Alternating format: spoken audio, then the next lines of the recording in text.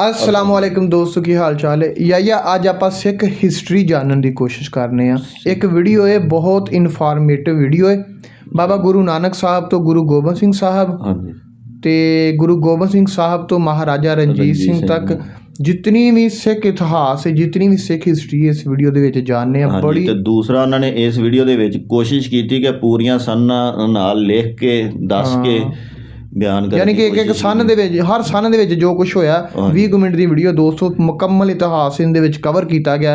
ਸਿੱਖ ਇਤਿਹਾਸ ਮਿਲਨੇ ਆ ਵੀਡੀਓ ਦੇ ਐਂਡ ਤੇ। ਲਓ ਜੀ, ਸਿੱਖ ਇਤਿਹਾਸ ਦੇ ਕੁਝ ਮਹੱਤਵਪੂਰਨ ਸਨ ਹੈ ਜਿਹੜੇ ਕਿ ਹਰੇਕ ਪੰਜਾਬੀ ਨੂੰ ਉਹਨਾਂ ਦੇ ਬਾਰੇ ਪਤਾ ਹੋਣਾ ਚਾਹੀਦਾ। ਇੱਥੇ ਮੈਂ ਮਜ਼ਹਬ ਦੀ ਗੱਲ ਨਹੀਂ ਕਰਦਾ, ਹਿੰਦੂ ਸਿੱਖ ਜਾਂ ਮੁਸਲਮਾਨ ਦੀ ਗੱਲ ਨਹੀਂ ਕਰਦਾ। ਅਸੀਂ ਪੰਜਾਬ 'ਚ ਰਹਿੰਦੇ ਹਾਂ, ਹਰੇਕ ਪੰਜਾਬੀ ਨੂੰ ਪਤਾ ਹੋਣਾ ਚਾਹੀਦਾ ਹੈ 1604 1606 1609 1621 1630 1656 1666 और 1688 1675 1690 1699 1701 1704 1705 1708 1710 1715 1716 1739 1764 1799 1806 1809 1831 29 ਮਾਰਚ 1849 ਤੇ ਵਿੱਚ ਕੁਝ ਸਨ ਹੈਗੇ ਹੈ 1845-46 ਦਾ ਪਹਿਲਾ ਅੰਗਰੇਜ਼ ਸਿੱਖ ਯੁੱਧ ਅਤੇ 1848-49 ਦਾ ਦੂਜਾ ਅੰਗਰੇਜ਼ ਸਿੱਖ ਯੁੱਧ ਤੇ ਲਾਸਟ ਵਿੱਚ 22 ਅਕਤੂਬਰ 1893। ਇਹ ਡੇਟਸ ਹੈ, ਕੁਝ ਸਨ ਹੈ ਜਿਨ੍ਹਾਂ ਦੇ ਬਾਰੇ ਅਸੀਂ ਇਸ ਵਲੌਗ ਦੇ ਵਿੱਚ ਗੱਲ ਕਰਾਂਗੇ। ਵਾਹਿਗੁਰੂ ਜੀ ਕਾ ਖਾਲਸਾ ਵਾਹਿਗੁਰੂ ਜੀ ਕੀ ਫਤਿਹ। ਇਹ ਵਲੌਗ ਆਪਣੇ ਬੱਚਿਆਂ ਨੂੰ ਜ਼ਰੂਰ ਦਿਖਾਣਾ। ਪੰਜਾਬੀਅਤ ਦੀ ਗੱਲ ਕਰਦੇ ਹਾਂ, ਸਿੱਖ ਇਤਿਹਾਸ ਦੀ ਗੱਲ ਕਰਦੇ ਹਾਂ, ਦੁਨੀਆ ਦਾ ਸਭ ਤੋਂ ਵੱਡਾ ਸਿਰਮੌਰ ਇਤਿਹਾਸ, ਜਜ਼ਬਿਆਂ ਦਾ ਇਤਿਹਾਸ, ਕੁਰਬਾਨੀਆਂ ਦਾ ਇਤਿਹਾਸ, ਬਹਾਦਰੀ ਦਾ ਇਤਿਹਾਸ ਔਰ ਜ਼ਬਰ ਦੇ ਨਾਲ ਲੋਹਾ ਲੈਣ ਦਾ ਇਤਿਹਾਸ ਹੈ ਸਿੱਖ ਇਤਿਹਾਸ। ਧੰਨ ਧੰਨ ਸ਼੍ਰੀ ਗੁਰੂ ਨਾਨਕ ਦੇਵ ਜੀ ਨੇ ਜਿਹੜਾ ਹੈ ਸਿੱਖੀ ਦਾ ਪੌਦਾ ਲਗਾਇਆ ਅਤੇ ਗੁਰੂ ਗੋਬਿੰਦ ਸਿੰਘ ਜੀ ਤੱਕ ਜਿਹੜਾ ਹੈ ਪੌਦਾ ਬਹੁਤ ਵੱਡਾ ਇੱਕ ਰੁੱਖ ਬਣ ਗਿਆ ਔਰ ਅੱਜ ਪੂਰੀ ਦੁਨੀਆ ਦੇ ਵਿੱਚ ਇਸ ਪੌਦੇ ਦੀ ਛਾਂ ਫੈਲੀ ਹੋਈ ਹੈ। ਔਰ ਮਾਨਵਤਾ ਜਿਹੜੀ ਹੈ ਜੇਕਰ ਟਿਕੀ ਰਹੀ ਹੈ ਜਾਂ ਟਿਕੀ ਹੋਈ ਹੈ ਤਾਂ ਸਿੱਖਾਂ ਦੀ ਬਾਣੀ ਜਿਹੜੀ ਹੈ ਸਿੱਖ ਗੁਰੂ ਸਾਹਿਬਾਨ ਦੀ ਬਾਣੀ ਕਰਕੇ ਹੈ। ਹਰੇਕ ਪੰਜਾਬੀ ਦਾ ਫਰਜ਼ ਬਣਦਾ। ਮੈਂ ਇੱਥੇ ਗੱਲ ਜ਼ਰੂਰ ਕਰਾਂਗਾ ਕਿ ਚਾਹੇ ਉਹ ਹਿੰਦੂ ਹੈ, ਚਾਹੇ ਸਿੱਖ ਹੈ, ਚਾਹੇ ਮੁਸਲਮਾਨ ਹੈ, ਸਵਾਲ ਮਜ਼ਹਬ ਦਾ ਨਹੀਂ ਹੈ, ਸਵਾਲ ਹੈ ਗੁਰੂਆਂ ਦਾ ਸੰਦੇਸ਼ ਜਿਹੜਾ ਹੈ ਉਹ ਸਾਰਾ ਦਾ ਸਾਰਾ ਗੁਰੂਆਂ ਦਾ ਸੰਦੇਸ਼ ਜਿਹੜਾ ਹੈ ਆਪਸੀ ਭਾਈਚਾਰੇ ਦੇ ਉੱਤੇ ਟਿਕਿਆ ਹੋਇਆ, ਮਾਨਵਤਾ ਦੀ ਭਲਾਈ ਦੇ ਉੱਤੇ ਟਿਕਿਆ ਹੋਇਆ। ਜੇਕਰ ਕੁਝ ਲੜਾਈਆਂ ਜਿਹੜੀਆਂ ਹੈ ਸਿੱਖ ਗੁਰੂਆਂ ਦੁਆਰਾ ਲੜੀਆਂ ਗਈਆਂ, ਖਾਸ ਤੌਰ 'ਤੇ ਹਰਗੋਬਿੰਦ ਸਾਹਿਬ ਔਰ ਸ਼੍ਰੀ ਗੁਰੂ ਗੋਬਿੰਦ ਸਿੰਘ ਜੀ ਦੀਆਂ ਲੜਾਈਆਂ ਜਿਹੜੇ ਉਹਨਾਂ ਦਾ ਜ਼ਿਕਰ ਕਰੀਏ, ਉਹਨਾਂ ਲੜਾਈਆਂ ਦਾ ਕਾਰਨ ਵੀ ਇਹੀ ਸੀਗਾ ਕਿ ਭਾਈਚਾਰਾ ਬਣਿਆ ਰਹੇ, ਮਾਨਵਤਾ ਬਚੀ ਰਹੇ।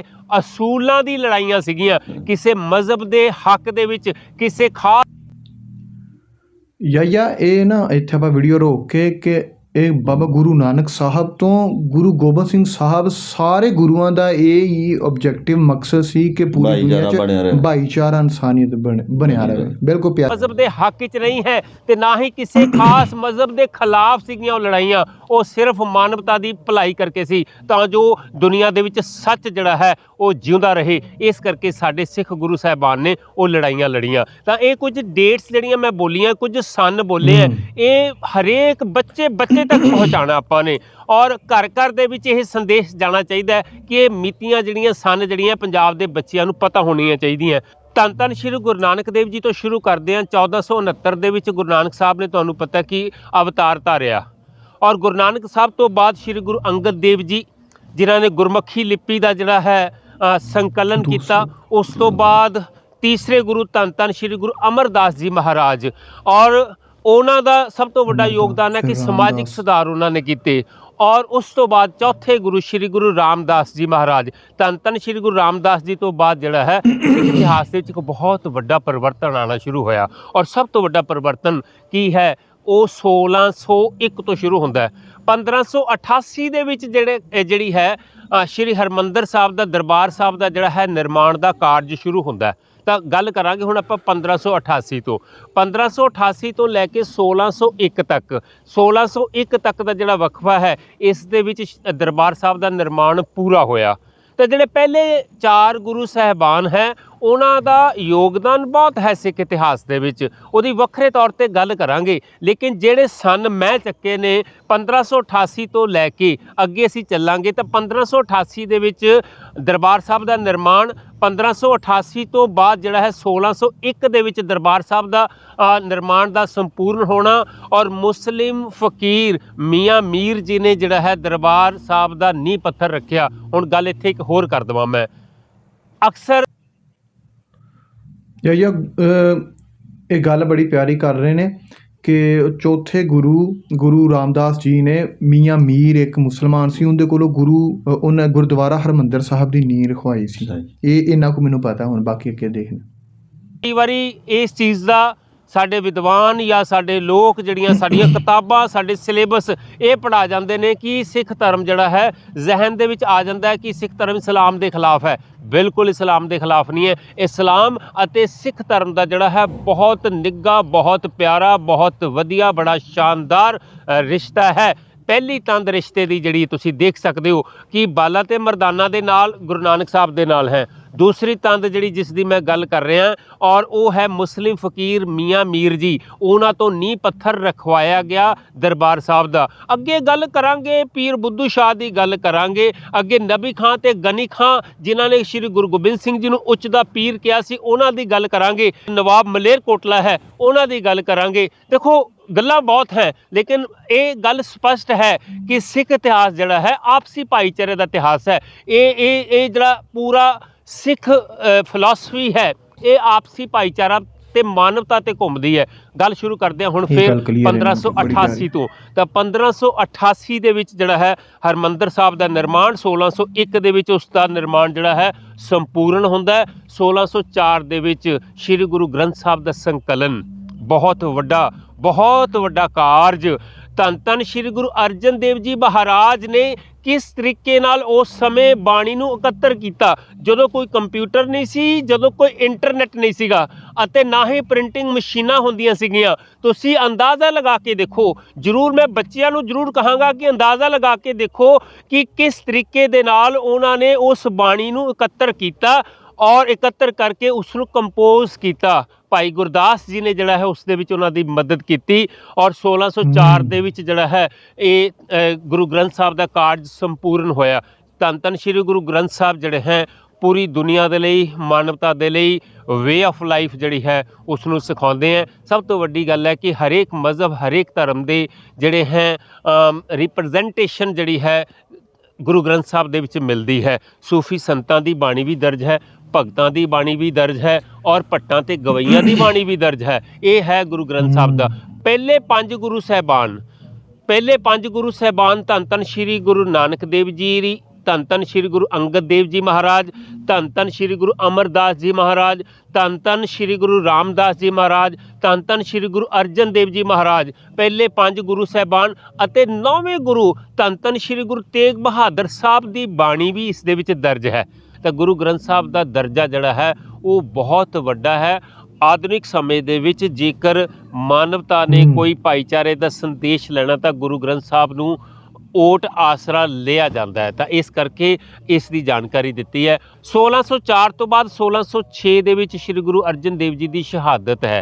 ਇਹ ਡੇਟਸ ਜਿਹੜੀਆਂ ਇਹ ਸਨ ਇਸ ਕਰਕੇ ਬੋਲੇ ਜਾ ਰਹੇ ਨੇ ਤਾਂ ਜੋ ਬੱਚੇ ਨੂੰ ਪਤਾ ਹੋਣਾ ਚਾਹੀਦਾ। ਇਹ ਵੀਡੀਓ ਮੈਂ ਬਾਰ-ਬਾਰ ਕਹਿ ਰਿਹਾ ਕਿ ਬੱਚਿਆਂ ਤੱਕ ਜ਼ਰੂਰ ਪਹੁੰਚਾਓ ਤਾਂ ਜੋ ਆਉਣ ਵਾਲੀ ਜਨਰੇਸ਼ਨ ਹੈ, ਇੱਥੇ ਸਵਾਲ ਇਹ ਨਹੀਂ ਕਰਨਾ ਕਿ ਅਸੀਂ ਕਿਸ ਮਜ਼ਹਬ ਦੇ ਨਾਲ ਸੰਬੰਧਿਤ ਹੈ, ਆਉਣ ਵਾਲੀ ਜਨਰੇਸ਼ਨ ਜਿਹੜੀ ਉਹਨਾਂ ਨੂੰ ਪਤਾ ਲੱਗ ਸਕੇ ਸਾਡਾ ਪਿਛੋਕੜ ਕੀ ਹੈ, ਸਾਡੀਆਂ ਕੁਰਬਾਨੀਆਂ ਦਾ ਕਿਸ ਤਰੀਕੇ ਦਾ ਇਤਿਹਾਸ ਹੈ। 1606 ਦੇ ਵਿੱਚ ਗੁਰੂ ਅਰਜਨ ਦੇਵ ਜੀ ਦੀ ਸ਼ਹਾਦਤ ਤੇ 1609 ਦੇ ਵਿੱਚ ਸ਼੍ਰੀ ਅਕਾਲ ਤਖਤ ਸਾਹਿਬ ਦਾ ਨਿਰਮਾਣ ਹਰਗੋਬਿੰਦ ਸਾਹਿਬ ਦੁਆਰਾ, 6ਵੀਂ ਪਾਤਸ਼ਾਹੀ ਧੰਨ ਧੰਨ ਸ਼੍ਰੀ ਗੁਰੂ ਹਰਗੋਬਿੰਦ ਸਾਹਿਬ ਦੁਆਰਾ ਜਿਹੜਾ ਅਕਾਲ ਤਖਤ ਸਾਹਿਬ ਦਾ ਨਿਰਮਾਣ ਕਰਨਾ ਅਤੇ ਸਿੱਖਾਂ ਨੂੰ ਸੰਤ ਤੋਂ ਸਿਪਾਹੀ ਬਣਾ ਦਿੱਤਾ। ਇੱਕ ਬਹੁਤ ਵੱਡਾ ਪਰਿਵਰਤਨ ਜਿਹੜਾ ਹੈ ਸਿੱਖ ਫਿਲਾਸਫੀ ਦੇ ਵਿੱਚ ਆਇਆ, ਜਿਹੜੀ ਅੱਜ ਤੱਕ ਚੱਲਦੀ ਆ ਰਹੀ ਹੈ ਕਿ ਸਿਰਫ ਮਾਲਾ ਜਪਣ ਤੱਕ ਸਿੱਖ ਸੀਮਤ ਨਹੀਂ ਰਹੇ, ਉਹਨਾਂ ਦੇ ਵਿੱਚ ਜਿਹੜਾ ਹੈ ਨਾਲ ਬਹਾਦਰੀ ਦਾ ਜਜ਼ਬਾ ਜਿਹੜਾ ਹੈ, ਕੁਰਬਾਨੀਆਂ ਦਾ ਜਜ਼ਬਾ ਔਰ ਲੜਾਈ ਦਾ ਜਜ਼ਬਾ, ਯੋਧਿਆਂ ਦਾ ਜਜ਼ਬਾ ਜਿਹੜਾ ਹੈ ਉਹ ਭਰਿਆ। ਧੰਨ ਧੰਨ ਸ਼੍ਰੀ ਗੁਰੂ ਹਰਗੋਬਿੰਦ ਸਾਹਿਬ ਨੇ 6ਵੀਂ ਪਾਤਸ਼ਾਹੀ ਨੇ ਅਕਾਲ ਤਖਤ ਸਾਹਿਬ ਦਾ ਨਿਰਮਾਣ ਕਰਕੇ ਤਾਂ 1604, 1606, 1609 ਇਹ ਤਿੰਨ ਮਿਤੀਆਂ, ਇਹ ਤਿੰਨ ਸਨ ਹੈ ਨਾ ਜੀ ਜਿਹੜੇ ये 3 सन 1604 1606 1609 सिख इतिहास की पूरी मानवता के वास्ते बहुत वड्डे सन है। इस करके मैं विशेष तौर पर इन्हां तिन्नां सन्नां नूं जिहड़ा है याद किया। उस तो बाद 1621 श्री गुरु तेग बहादुर साहब का जन्म, 1630 दे विच श्री गुरु हरराय साहब का जन्म और 1656 दे विच श्री गुरु हरकृष्ण साहब जी का जन्म और उस तो बाद 1666 ਦੇ ਵਿੱਚ ਧੰਨ ਧੰਨ श्री गुरु गोबिंद सिंह जी ਦਾ ਜਨਮ। ਇਹ ਸਨ ਵੀ ਜਿਹੜੇ ਬੜੇ ਮਹੱਤਵਪੂਰਨ ਸਨ ਹੈ। 1675 ਦੇ ਵਿੱਚ 9ਵੇਂ ਪਾਤਸ਼ਾਹੀ ਹਿੰਦ ਦੀ ਚਾਦਰ श्री गुरु तेग बहादुर साहब ਦੀ ਸ਼ਹਾਦਤ और 1675 ਦੇ ਵਿੱਚ ਉਹਨਾਂ ਦੀ ਸ਼ਹਾਦਤ ਹੈ और 1688 ਦੇ ਵਿੱਚ ਜਿਹੜੀ ਹੈ ਭੰਗਾੜੀ ਦੀ ਲੜਾਈ। ਹੁਣ ਗੱਲ ਸਮਝਣ ਵਾਲੀ ਹੈ। 1666 ਦੇ ਵਿੱਚ ਧੰਨ ਧੰਨ श्री गुरु गोबिंद सिंह जी ਦਾ ਜਨਮ ਹੈ और 1688 ਦੇ ਵਿੱਚ ਜਿਹੜਾ ਹੈ ਭੰਗਾੜੀ ਦਾ ਪਹਿਲਾ ਯੁੱਧ ਹੈ। ਲਗਭਗ 22 ਸਾਲ ਦੀ ਉਮਰ ਦੇ ਵਿੱਚ ਗੁਰੂ ਗੋਬਿੰਦ ਸਿੰਘ ਜੀ ਦਾ ਯੁੱਧ ਜਿਹੜਾ 1688 ਦਾ ਭੰਗਾਣੀ ਦਾ ਯੁੱਧ ਇਤਿਹਾਸ ਦੇ ਵਿੱਚ ਬਹੁਤ ਮਹੱਤਵਪੂਰਨ ਯੁੱਧ ਹੈ। देखो गल है कि इस वीडियो दे विच इन्हां लड़ाइयां दा पूरा वर्णन करन ते दिल करदा है, कई बारी व्लॉग लंबा हो जाता है। सैकेंड पार्ट दे विच अगले हिस्से दे विच इन्हां नूं वखरे तौर ते भी सुनाउण दी कोशिश करांगा। देखो मैं ये नहीं कहता कि मैं बहुत ज्ञानवान हाँ, कुछ तत्थ जिहड़े हैं वो थोड़े बहुते फर्क हो सकते हैं, तो मेरी इस उपराले नूं जिहड़ा है उस दे लई मैं माफ़ी मंगदा कि जेकर किसी प्रकार का कोई अखर वाधा घाटा हो गया, मेरी जुबान फिसल गई या कोई मेरी नॉलेज दे विच कमी है या जिहड़े मैं सोर्सिस लए ने जिहड़ियां किताबां दे विचों उन्हां च कोई कमी है, तो उहदे लई मैं खिमा का याचक हाँ। तो गल करते हैं 1675 1688 1690 दे विच नदाउण की लड़ाई है गुरु गोबिंद सिंह जी की। गुरु गोबिंद सिंह जी दी कल्लियां लड़ाइयां जिहड़ियां है उन्हां दा बहुत महत्वपूर्ण है और बड़ा इंटरस्टिंग है और उन्होंने पढ़ना चाहिए, रोचक है, बड़ा संदेश देने वालियां लड़ाइयां ने। और उस तो बाद जेकर असीं गल करते हैं 1699 दे विच खालसा पंथ की स्थापना आनंदपुर साहब विखे। इस तो बाद जिहड़ा है सिख धर्म अज तक जिहड़ा है एक उसका स्वरूप बदलिया और गल ये फिलॉसफी धन धन श्री गुरु नानक देव जी तो ही शुरू हुई है, लेकिन ये गुरु गोबिंद सिंह जी नानक जी की ही जोत है। लेकिन खालसा पंथ की स्थापना जिहड़ी है उसका एक पूरा का पूरा रनवे तैयार होंदा गया। पहले 9 गुरु जिहड़े हैं उन्होंने तैयार किया तो ओदी जिहड़ी है अंतिम उडारी जिहड़ी है सिख पंथ दे विच जिहड़ा कि जज्बा कायम होया वो 1699 दे विच खालसा पंथ की साजना और ऐसा जिहड़ा है खालसा साजिया कि जिहड़ा कि अज दुनिया दे विच पूरा नाम है इस फिलॉसफी का, इस मजहब का, इस धर्म का। तो सिख धर्म की गल कर रहे हैं, सिख इतिहास की गल कर रहे हैं। 1699 दे विच जिहड़ा है खालसा की स्थापना, फिर 1701 1704 1705 1706 1701 ते 1704 दे विच तुहानूं पता है कि ये खास सन जिहड़े हैं बड़े महत्वपूर्ण सन है। आनंदपुर साहब का पहला युद्ध, आनंदपुर साहब का दूजा युद्ध और 1704 दे विच ही शहादतां साहिबजादियां दियां और उन्हां दा एक वखरे तौर ते शहादतां दे उत्ते ते उन्हां दे युद्धां दे उत्ते चमकौर दी गढ़ी दे उत्ते एक वखरे तौर ते भी व्लॉग बनावांगे। तां 1705 दे विच जिहड़ा है खिदराना दा युद्ध और जदों खास तौर ते 40 मुक्तियां दा जिहड़ा है युद्ध है, मुक्तसर साहब जिहड़ा है नाम रखा गया खिदराना का, जदों जिहड़ा है बेदावा लिख के दे चुके सी जिहड़े सिंह गुरु गोबिंद सिंह जी दे नाल आके दोबारा आके खड़े हो गए। ये है 1705 का जिहड़ा है खिदराना का युद्ध। फिर उस तो बाद 1708 दे विच गुरु गोबिंद सिंह जी का ज्योति जोत समाना और उस तो बाद गुरु गोबिंद सिंह जी तो बाद जिहड़ा है खालसा पंथ जिहड़ा है वो या सिख इतिहास जिहड़ा उसदे विच एक नवां मोड़ आया। बाबा बंदा सिंह बहादुर का गुरु गोबिंद सिंह जी नाल मिलना ਅਤੇ इतिहास ਦੇ ਵਿੱਚ ਇੱਕ ਨਵਾਂ ਮੋੜ ਆਣਾ। ਪੰਜਾਬ ਦੇ ਵਿੱਚ ਬਾਬਾ ਬੰਦਾ ਸਿੰਘ ਬਹਾਦਰ ਆਏ और सोनीपत, पूना, कैथल, राहों, जलंधर और ख़ास तौर पर चप्पड़ चिड़ी ये सारिया लड़ाइयां लड़ते हुए गुरदासपुर की लड़ाई दे विच जिहड़ा है जाके उन्होंने बंदी बनाया गया। तो 1708 तो बाद जिहड़ा है खास सन हैगे हैं 1710। ये 1710 का सन बहुत इंपॉर्टेंट है। 1710 दे विच चप्पड़ चिड़ी दे विच सरहंद दा ਜ਼ਾਲਮ सूबेदार वजीर खान ਉਸ ਨੂੰ मौत ਦੇ ਘਾਟ ਉਤਾਰਿਆ ਸੀ ਬੰਦਾ ਸਿੰਘ ਬਹਾਦਰ ਨੇ। ਘੋੜੇ ਦੇ ਪਿੱਛੇ ਘੜੀਸ ਕੇ ਲਿਆ ਸੀ 16 ਕਿਲੋਮੀਟਰ ਲਗਭਗ ਤੇ ਤਾਂ ਜਿਹੜਾ ਹੈ ਉਸ ਨੂੰ ਮੌਤ ਦੇ ਘਾਟ ਉਤਾਰਿਆ ਸੀ ਤੇ ਸਾਹਿਬਜ਼ਾਦਿਆਂ ਦੀ ਸ਼ਹਾਦਤ ਦਾ ਬਦਲਾ ਲਿਆ ਸੀ। ਇਹ ਹੈ ਸਿੱਖਾਂ ਦਾ ਇਤਿਹਾਸ। ਸਿੱਖਾਂ ਦੇਖੋ ਸਿੱਖ ਜਿਹੜੇ ਨੇ ਇਹਨਾਂ ਦਾ ਅਸੂਲਾਂ ਦੇ ਲਈ ਲੜਨਾ ਅੱਜ ਵੀ ਕਾਇਮ ਹੈ, ਹੁਣ ਵੀ ਕਾਇਮ ਹੈ। ਆਪਣੇ ਅਸੂਲਾਂ ਤੇ ਖੜੇ ਨੇ। ਮਾਨਵਤਾ ਦੇ ਵਾਸਤੇ ਕੋਈ ਆਵਾਜ਼ ਜੇਕਰ ਪੂਰੀ ਦੁਨੀਆ ਵਿੱਚ ਬੁਲੰਦ ਕਰ ਰਿਹਾ ਨਾ ਤਾਂ ਉਹ ਸਿੱਖ ਕਰ ਰਹੇ ਨੇ। ਔਰ ਚਾਹੇ ਕਿਸਾਨ ਅੰਦੋਲਨ ਲੈ ਲਓ, ਚਾਹੇ ਕੋਈ ਹੋਰ ਦੇਸ਼ ਦਾ ਅੰਦੋਲਨ ਲੈ ਲਓ, ਜਾਂ ਦੁਨੀਆ ਦਾ ਕਿਸੇ ਸੁਚਾਰੂ ਸੋਚ ਦੀ ਗੱਲ ਕਰੋ, ਤਾਂ ਸਿੱਖ ਜਿਹੜੀ ਹੈ ਕੌਮ ਅੱਗੇ ਹੋ ਕੇ ਅੱਗੇ ਵੱਧ ਕੇ ਜਿਹੜਾ ਹੈ ਜਜ਼ਬੇ ਦੇ ਨਾਲ ਆ ਕੇ ਖੜਦੀ ਹੈ ਤੇ ਲੋਕ ਉਹਨਾਂ ਨੂੰ ਫੋਲੋ ਕਰਦੇ ਹੈ। ਇਹ ਹੈ ਸਿੱਖਾਂ ਦਾ ਇਤਿਹਾਸ। ਤਾਂ ਬਾਬਾ ਬੰਦਾ ਸਿੰਘ ਬਹਾਦਰ ਜਿਹੜੇ ਹੈ ਉਹਨਾਂ ਦੀ ਸ਼ਹਾਦਤ 1716 ਦੇ ਵਿੱਚ ਦਿੱਲੀ ਵਿਖੇ ਹੋਈ। ਨਾਲ ਲਗਭਗ ਕਹਿੰਦੇ ਕਿ 740 ਦੇ ਕਰੀਬ ਸਿੰਘ ਜਿਹੜੇ ਸੀਗੇ ਉਹਨਾਂ ਦੇ ਨਾਲ ਸ਼ਹੀਦ ਕੀਤੇ ਗਏ। ਗੱਲ ਜਿਹੜੀ ਹੈ ਮੁੱਕਦੇ ਹੀ ਨਹੀਂ ਹਜੇ ਵੀ। 1716 ਤੋਂ ਬਾਅਦ 1739 ਦੇ ਵਿੱਚ ਨਾਦਰ ਸ਼ਾਹ ਦਾ ਹਮਲਾ, ਔਰ ਨਾਦਰ ਸ਼ਾਹ ਦੇ ਹਮਲੇ ਦੇ ਵਿੱਚ ਸਿੱਖਾਂ ਨੇ ਜਿਹੜੀ ਹੈ ਆਪਣੀ ਹੋਂਦ ਦਿਖਾ ਕੇ ਰੱਖ ਦਿੱਤੀ ਤੇ ਵਿਖਾ ਦਿੱਤਾ ਆਪਣਾ ਜਜ਼ਬਾ। ਨਾਦਰ ਸ਼ਾਹ ਤੋਂ ਬਾਅਦ ਅਹਿਮਦ ਸ਼ਾਹ ਅਬਦਾਲੀ ਦਾ ਪੰਜਾਬ ਦੇ ਵਿੱਚ ਆਉਣਾ, ਤੇ ਅਹਿਮਦ ਸ਼ਾਹ ਅਬਦਾਲੀ ਤੇ ਨਾਦਰ ਸ਼ਾਹ ਨੇ ਸਿੱਖਾਂ ਦੇ ਲੋਹੇ ਨੂੰ ਬਾਖੂਬੀ ਮੰਨਿਆ, ਸਮਝਿਆ ਕਿ ਇਹ ਕੌਮ ਕੀ ਹੈ ਔਰ ਬਹਾਦਰੀ ਦੀ ਕੌਮ ਕੀ ਹੈ। ਔਰ ਉਸ ਤੋਂ ਬਾਅਦ ਜਿਹੜਾ ਹੈ ਖਾਸ ਗੱਲ ਕਰਦੇ ਆ 1799 ਦੇ ਵਿੱਚ। ਤਾਂ 1799 ਇੱਕ ਐਸਾ ਸਨ ਹੈ ਪੰਜਾਬੀਓ, ਯਾਦ ਰੱਖਣਾ। 1799 ਤੋਂ ਲੈ ਕੇ 1839 ਤੱਕ ਮਹਾਰਾਜਾ ਰਣਜੀਤ ਸਿੰਘ ਦਾ 40 ਸਾਲ ਤੱਕ ਰਾਜ ਚੱਲਿਆ, ਔਰ ਇਹਨਾਂ 40 ਸਾਲਾਂ ਦੇ ਦੌਰਾਨ ਅੰਗਰੇਜ਼ ਪੰਜਾਬ ਨੂੰ ਕੌੜੀ ਅੱਖ ਨਾਲ ਵੇਖ ਨਹੀਂ ਸਕੇ। ਔਰ ਸਭ ਤੋਂ ਵੱਡੀ ਗੱਲ ਹੈ ਕਿ ਬੇਸ਼ੱਕ ਇਸ ਸਮੇਂ ਦੇ ਦੌਰਾਨ ਮਾਲਵੇ ਦੀਆਂ ਰਿਆਸਤਾਂ ਨੇ ਸਾਥ ਅੰਗਰੇਜ਼ਾਂ ਦਾ ਦਿੱਤਾ, ਪਰ ਮਹਾਰਾਜਾ ਰਣਜੀਤ ਸਿੰਘ ਅਡਿੱਗ ਰਹੇ ਔਰ ਅੰਗਰੇਜ਼ਾਂ ਨੂੰ ਸੰਧੀਆਂ ਕਰਨ ਲਈ ਮਜਬੂਰ ਹੋਣਾ ਪਿਆ।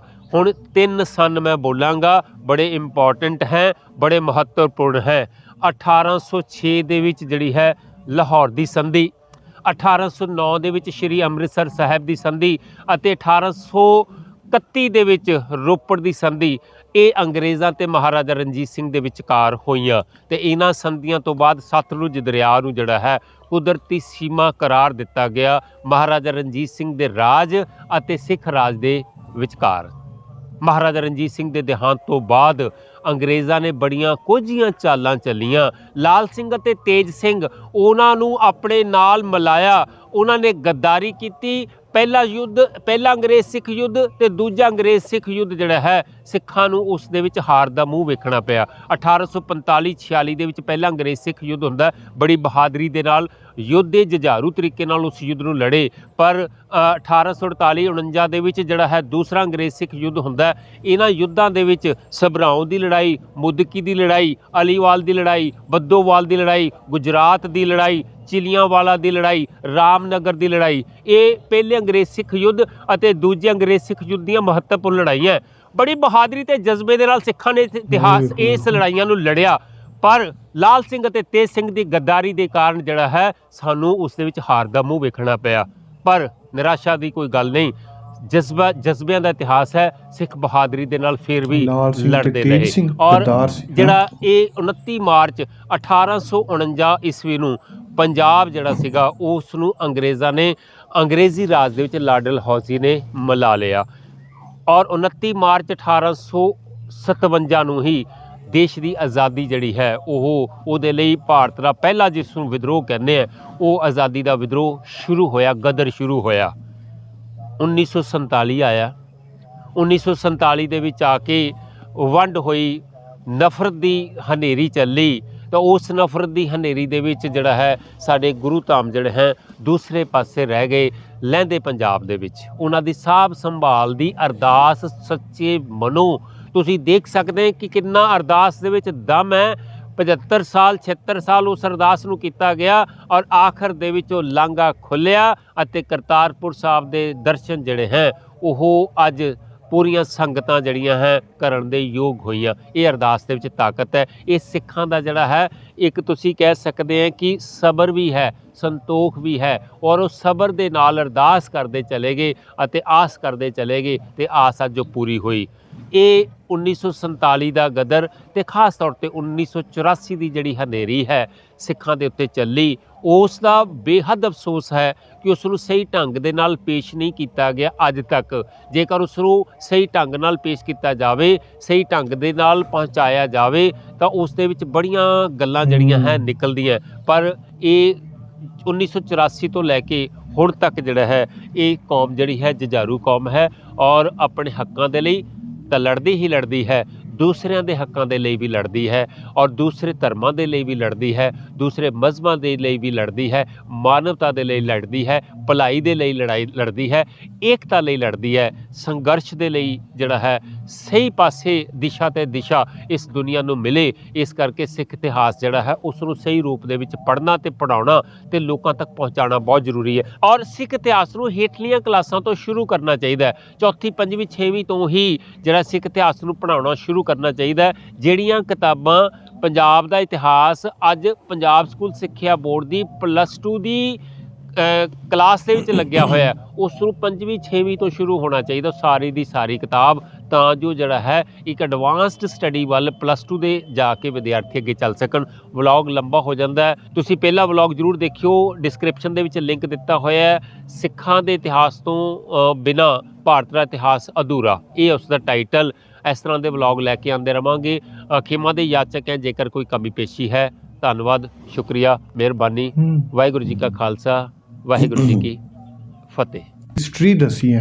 ਹਾਂਜੀ, ਹਿਸਟਰੀ ਤੇ ਬਹੁਤ ਹੀ ਜ਼ਿਆਦਾ ਹੈ, ਬਹੁਤ ਲੰਬੀ ਚੌੜੀ ਹਿਸਟਰੀ ਹੈ ਤੇ ਉਹਦੇ ਵਿੱਚ ਉਹਨਾਂ ਨੇ ਸਾਰੇ ਗੁਰੂਆਂ ਦਾ ਜ਼ਿਕਰ ਕੀਤਾ। ਸਾਰੇ ਪਹਿਲੇ ਗੁਰੂ 1788 ਤੱਕ ਜਿਹੜੇ ਸੀ ਨਾ ਉਹ ਮਜ਼ਹਬ ਦੀ ਤਬਲੀਗ ਜਾਂ ਤਸ਼ਰੀਹ ਵਾਸਤੇ ਹੀ ਲੋਕ ਕੰਮ ਕਰਦੇ ਸੀ। ਮੇਨ ਜਿਹੜੇ ਜੰਗਾਂ ਸ਼ੁਰੂ ਹੋਈਆਂ ਨਾ ਉਹ ਪੰਜਵੇਂ ਗੁਰੂ ਤੋਂ ਸ਼ੁਰੂ ਹੋਈਆਂ, ਪੰਜਵੇਂ ਜਾਂ ਛੇਵੇਂ ਗੁਰੂ ਹਰਗੋਬਿੰਦ ਸਿੰਘ ਸਾਹਿਬ ਤੋਂ 1764 ਚ ਪੈਦਾ ਹੋਏ।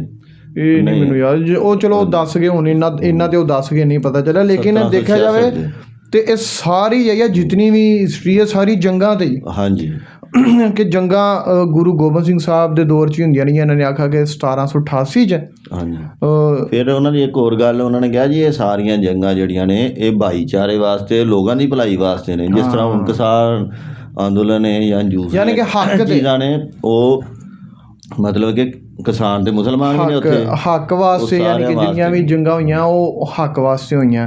ਤੇ ਫਿਰ ਇਹਨਾਂ ਨੇ ਆਖਿਆ ਕਿ ਗੁਰੂ ਗੋਬਿੰਦ ਸਿੰਘ ਦੀਆਂ ਜਿਹੜੇ ਉਹਨਾਂ ਦੇ ਬੇਟੇ ਜਿਹੜੇ 1705 ਨਹੀਂ 1805 ਚ, ਮਤਲਬ ਕਿ ਉਹ 4 ਬੇਟੇ ਉਹਨਾਂ ਦੇ ਜਿਹੜੇ ਉਹ ਹੋਏ ਨੇ ਕੁਰਬਾਨ। ਫਿਰ ਉਸ ਤੋਂ ਬਾਅਦ ਇਹਨਾਂ ਨੇ ਦੱਸਿਆ ਕਿ ਮਹਾਰਾਜਾ ਰਣਜੀਤ ਸਿੰਘ ਆਏ। ਹਾਂਜੀ, ਅੱਛਾ, ਆਪਾਂ ਸਿਰਫ ਲਹਿੰਦੇ ਪੰਜਾਬ ਦੇ ਲੋਕਾਂ ਨੂੰ ਨਾ ਸਿਰਫ ਮਹਾਰਾਜਾ ਰਣਜੀਤ ਸਿੰਘ ਤੋਂ ਸਿੱਖਾਂ ਦਾ ਪਤਾ ਹੈ। ਹਾਂਜੀ, ਥੋੜਾ ਬਹੁਤ ਉਹਨਾਂ ਦੀ ਵਜ੍ਹਾ ਤੋਂ ਜਾਣਦੇ ਨੇ ਕਿ ਜੀ ਇੱਕ ਸਿੱਖ ਧਰਮ ਹੈ। ਇੱਥੇ ਜਿਹੜੀ ਹਿਸਟਰੀ ਆਪਣੇ ਬਿਆਨ ਕੀਤੀ ਜਾਂਦੀ ਨਾ ਉਹ ਜ਼ਿਆਦਾਤਰ ਅੰਗਰੇਜ਼ ਦੌਰ ਤੋਂ ਹੀ ਬਿਆਨ ਕੀਤੀ ਜਾਂਦੀ ਹੈ।